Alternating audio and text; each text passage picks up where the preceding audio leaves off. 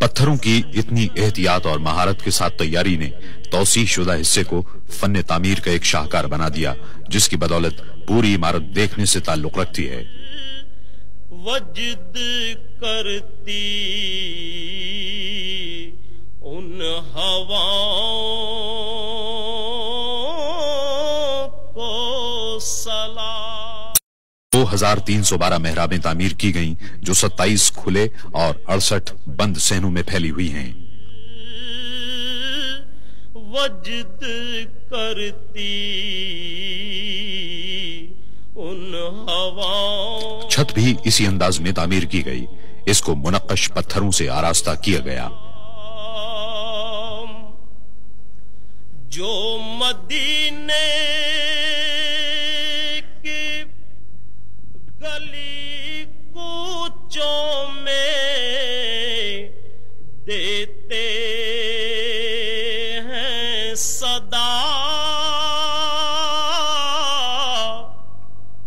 जो मदीने के गली कूचों में देते। खादिमे हरमैन शरीफैन मस्जिद नबवी सल्लल्लाहु अलैहि वसल्लम की सालाना जियारत के लिए 19 जमादिउल अव्वल 1410 हिजरी को आए। उन्होंने तामीराती मंसूबे का मुआयना किया।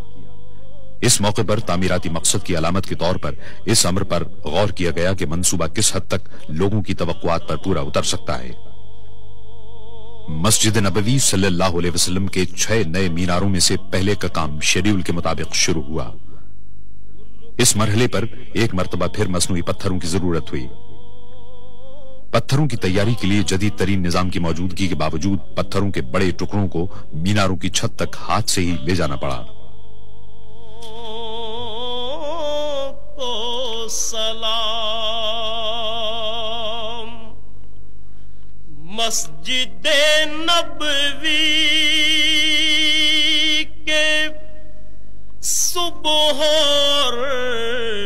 मस्जिद के 6 नए मीनारों का हुस्न देखने से ताल्लुक रखता है। इसका हर अंदाज इस्लामी तर्ज तामीर के दरीचे खोलता नजर आता है। मस्जिद नबवी के सुबह और शामों। बाबे फहद पर इस्लामी फन तामीर के भरपूर मजहर दोनों मीनारों की तामीर मुकम्मल हो गई। ये मीनार 104 मीटर बुलंद हैं। तेरे गुलामों